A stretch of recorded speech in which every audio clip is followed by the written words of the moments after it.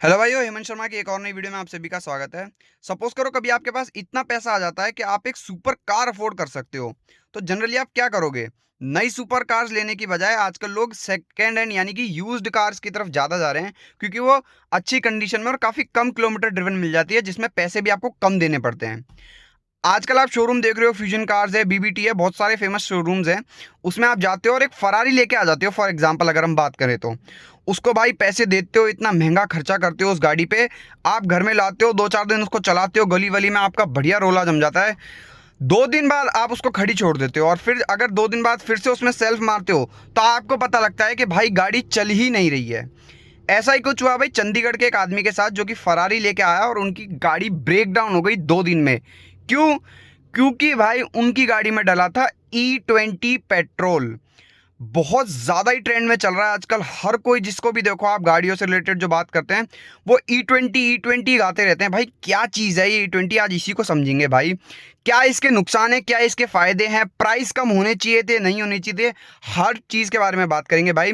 Video को पूरा and तक देखना भाई। और अगर वीडियो पसंद आए तो इसको एक लाइक ज़रूर कर देना, और चैनल पे नए हो तो सब्सक्राइब ज़रूर कर लेना भाई। हमें इस महीने के एंड तक 1 के टारगेट अचीव करना है। तो भाई शुरू करते हैं एक एक पॉइंट से। भाई अगर इस E20 का मैं आपको मतलब समझाऊं तो यानी कि सीधा सीधा आपके जो पेट्रोल है उसमें केवल 80% पेट्रोल है और 20% उसमें इथेनॉल मिलाया गया है। और भाई अगर पहले के टाइम की बात करें तो वहां हमें E10 या E5 पेट्रोल देखने को मिलता था, यानी कि उस पेट्रोल में 5% इथेनॉल या 10% इथेनॉल मिला हुआ रहता था। अब के टाइम में उसको 20% कर दिया है। तो इसके क्या नुकसान है और क्यों इसमें इतना ड्रामा हो रहा है, वो चीज़ समझते हैं भाई। भाई देखो, हमारी जो ये गाड़ियों के इंजन रहता है ना, इसमें एक स्पेसिफिक पेट्रोल गिवन रहता है कि अगर ये वाला पेट्रोल डलेगा तो ही गाड़ी स्मूथली और बिना किसी इश्यू के रन करेगी। पहले की गाड़ियों में भाई E10 फ्यूल रहता था, यानी कि इथेनॉल 10% ही केवल रहता था। तो वो गाड़ियाँ E10 कंप्लाइंट थी, यानी कि अगर उसमें वैसा वाला पेट्रोल डलेगा तो ही गाड़ी स्मूथ रनिंग करेगी। अब इशू क्या बन रहा है ना भाई, गवर्नमेंट ने इतना ड्रास्टिक चेंज कर दिया है अभी हाल फिलहाल में ही। उस 10% को सीधा 20% पे शिफ्ट कर दिया भाई। मतलब इंडियन जो कार मैन्युफैक्चरर थे उनको मौका ही नहीं दिया भाई कुछ समझने का, कुछ करने का, कि भाई उनकी गाड़ियों में वो E20 कंप्लाइंट बना सके या नहीं कर सके। सीधा गवर्नमेंट ने रूल लगा दिया कि भाई अब से जो पेट्रोल मिलेगा वो केवल E20 ही मिलेगा। तो भाई हम सबसे पहले इस E20 के जो गवर्नमेंट ने क्लेम्स करे हैं और क्या क्या फायदे हैं उसको समझ लेते हैं। उसके बाद इसके नुकसान के बारे में मेन बात करेंगे अपन। तो भाई सबसे पहला क्लेम और फायदे के बारे में बात करें तो भाई वो ये है, गवर्नमेंट ने इस E20 फ्यूल को इको फ्रेंडली बताया है। तो भाई ये चीज़, ये क्लेम सही भी है, क्योंकि भाई उसमें आपका जो कार्बन इमिशन है वो काफ़ी कम हो जाता है E10 या E5 पेट्रोल के मुकाबले।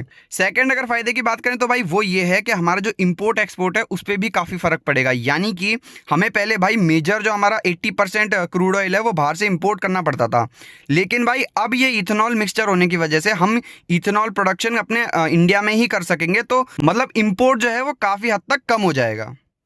तीसरे अगर फायदे की बात करें तो भाई वो है कि गवर्नमेंट ये बताती है, ये जो इथेनॉल है ना भाई, ये शुगर केन से मेनली बनता है। जिस भी प्रोडक्ट में स्टार्च और शुगर मिलती है ना, उससे ये इथेनॉल बनता है। और अगर हम बात करें तो भाई मेन सोर्स इसका है शुगर केन, गन्ना। भाई हमारा मतलब इंडिया जो है नंबर 1 प्रोड्यूसर है गन्ने का।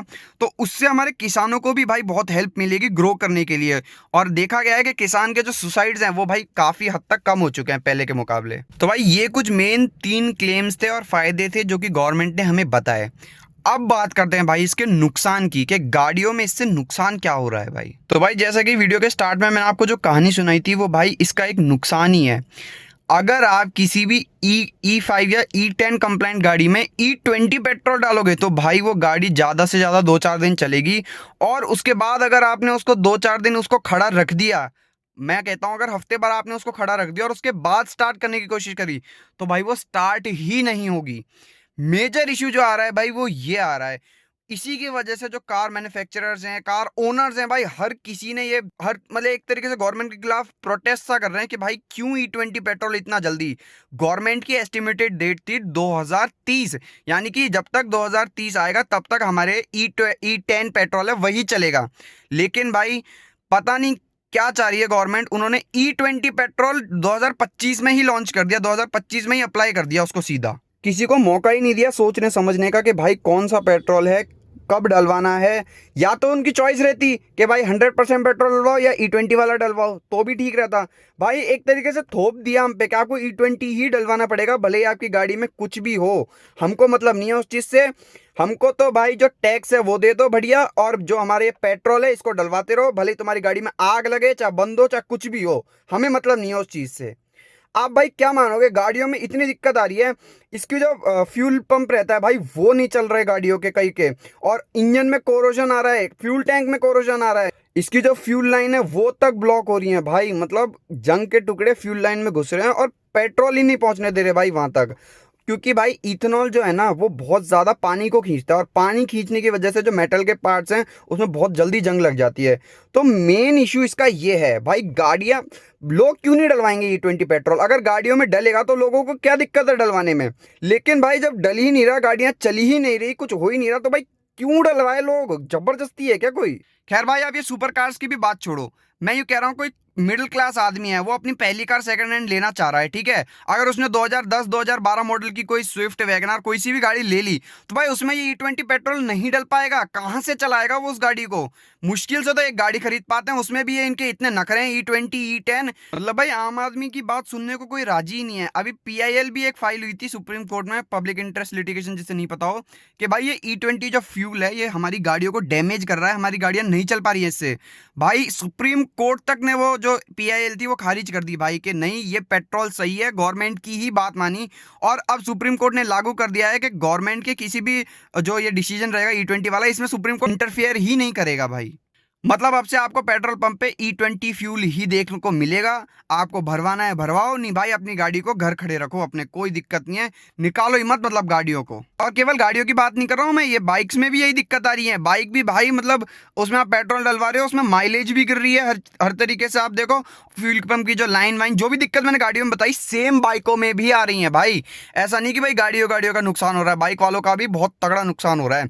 माइलेज की बात करो भाई, इनकी भी माइलेज इतनी गिर रही है ना, गवर्नमेंट ऐसा क्लेम करती है माइलेज गिरेगी लेकिन 2 से 4% की। मैंने कई वीडियोस देखी, कई लोगों ने अपना एक्सपीरियंस शेयर किया भाई। मतलब भाई जो लोगों की गाड़ियां पहले 15 14 15 का एवरेज देती थी, वो भाई अब 10 9 का दे रही है। मतलब बहुत तगड़ा आपको डिक्लाइन देखने को मिल रहा है उसके एवरेज में। लेकिन भाई जिनकी भी गाड़ियां BS6 फेज 2 नॉर्म्स के अंदर आती हैं, यानी कि मार्च 2023 के बाद मैन्युफैक्चर्ड हैं, तो भाई उनको टेंशन लेने की जरूरत नहीं है।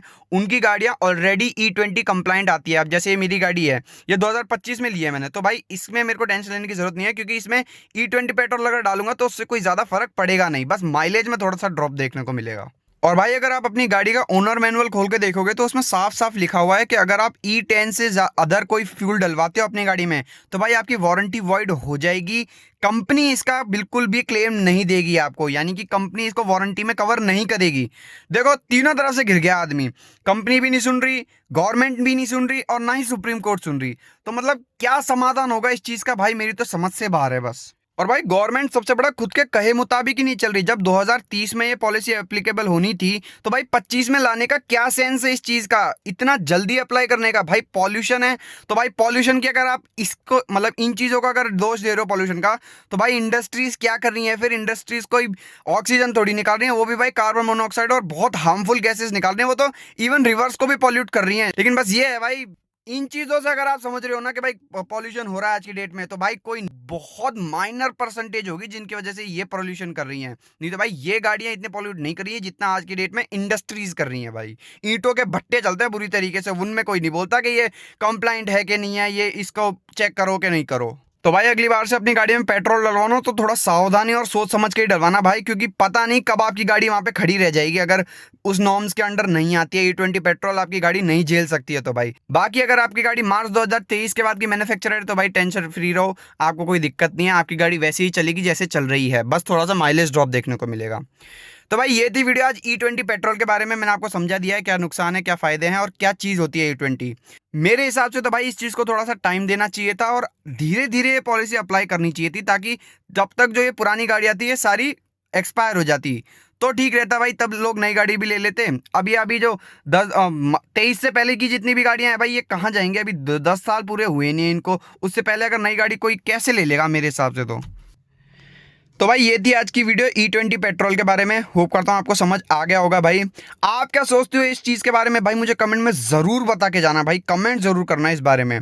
बाकी अगर वीडियो पसंद आई है तो इसको एक लाइक ज़रूर कर देना। भाई चैनल पे नहीं तो सब्सक्राइब कर लेना। 1K का टारगेट है हमारा इस मंथ में, पूरा करना है हमें। मिलते हैं हम आपसे अगली वीडियो में। Thank you.